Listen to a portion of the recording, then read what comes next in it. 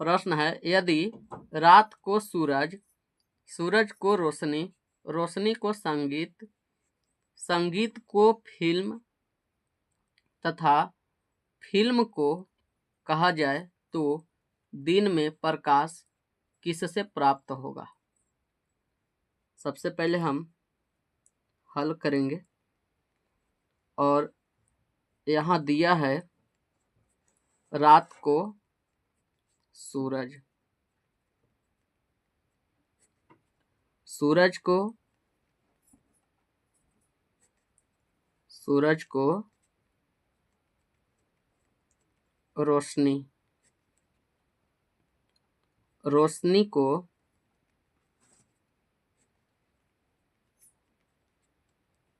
संगीत, संगीत को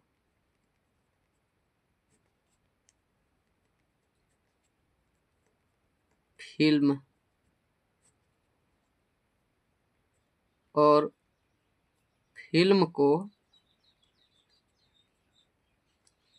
हीरो कहा जाए तो दिन में प्रकाश किससे प्राप्त होगा? देखिए, दिन में जो प्रकाश प्राप्त होता है वो सूरज से होता है। सूरज, सूरज से दिन में प्रकाश प्राप्त होता है, लेकिन यहाँ सूरज को रोशनी कहा है। इसका जो आंसर होगा वो रोशनी होगा।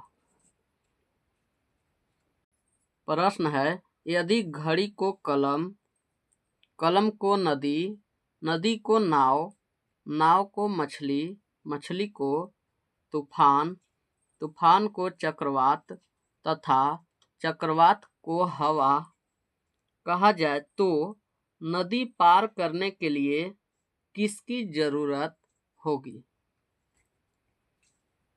तो इसको हम हल करेंगे और यहाँ लिखा है घड़ी को कलम, कलम को नदी, और जो नदी है नदी को नाव, नाव को मछली, मछली को तूफान, तूफान को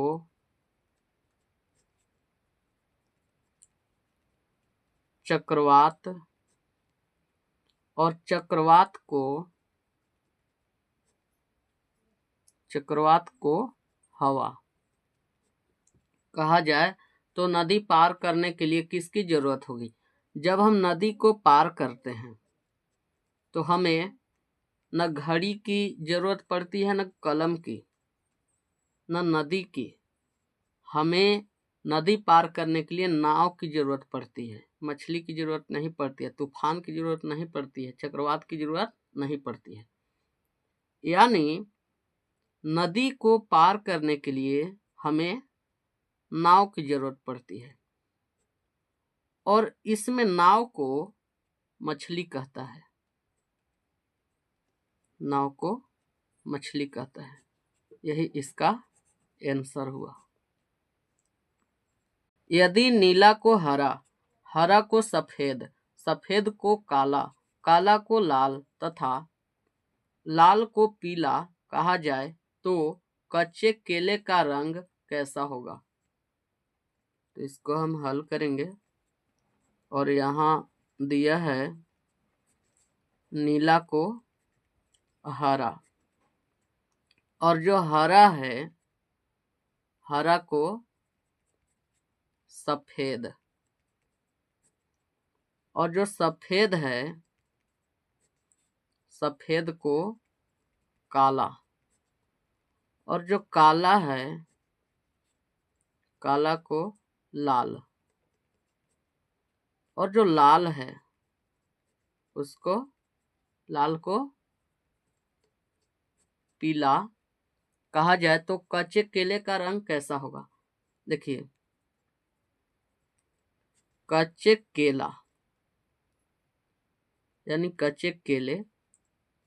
कच्चे केले का जो रंग होता है वो हरा होता है, और यहाँ जो हरा रंग है उसे सफेद कहता है।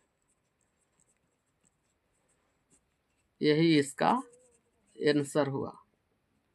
यदि नाइफ को MPKHG लिखा जाए तो उसी कूट भाषा में DTGCF को कैसे लिखेंगे। तो इसे हम पहले हल करेंगे। और नाइफ है, नाइफ को MPKHG लिखता है तो DTGCF को क्या लिखेगा। यानी K के जगह पे M लिखा है, N के जगह पे P लिखा है, और I के जगह पे K लिखा है, F के जगह पे H लिखा है, और E के जगह पे G लिखा है।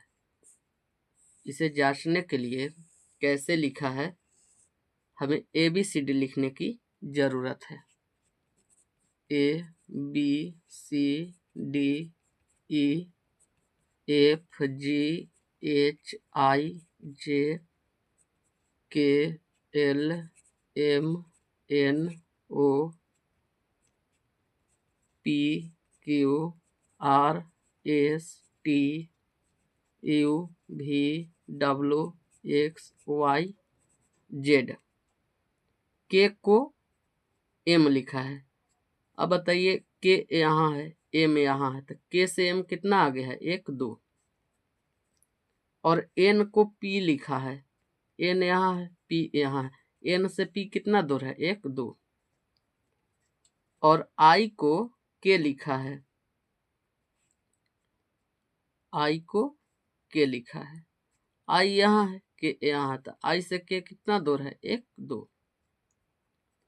और F को H लिखा है, F यहाँ है, H यहाँ है, F से H कितना दूर है, 1 2। और E को G लिखा है, E यहाँ है, G यहाँ है, तो E से G कितना दूर है, 1 2।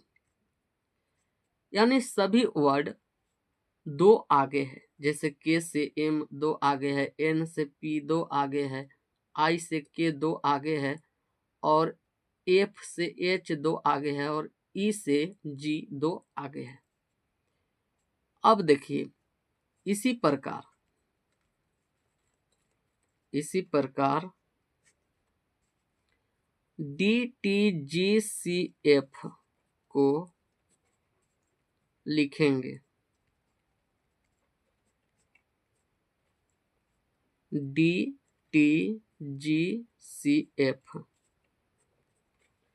D यहाँ है, D से 2 आगे बढ़ जाइए, 1 2, F आया। और T से 2 आगे बढ़ जाइए, T यहाँ है, 2 आगे बढ़िए, 1 2, V आया। और G से 2 आगे बढ़िए, G यहाँ है, 1 2, I आया। और C से 2 बार आगे बढ़िए, C यहाँ है, 1 2, E आया। और F से 2 आगे बढ़ जाइए, 1 2, H आया। यानी DTGCF का जो आंसर है वो FVIEH यही आया। यदि A को B लिखा जाता है, B को C लिखा जाता है तथा C को D लिखा जाता है, इसी प्रकार आगे भी लिखा जाता है, तो उसी कूट भाषा में स्मार्ट को क्या लिखेंगे। सबसे पहले तो हल कीजिए, और A को B लिखा जाता है, और B को C लिखा जाता है, और C को D लिखा जाता है। ठीक है, तो स्मार्ट है, स्मार्ट को क्या लिखेंगे। तो स्मार्ट है, यानी ठीक बाद वाले शब्द को लिखना है। जैसे ए के बाद बी आता है, बी के बाद सी आता है, सी के बाद डी आता है, तो जो एस है, एस के बाद कौन सा शब्द आएगा? टी, और एम के बाद एन, और ए के बाद बी, और आर के बाद आएगा एस, और टी के बाद यू। यही इसका आंसर हुआ।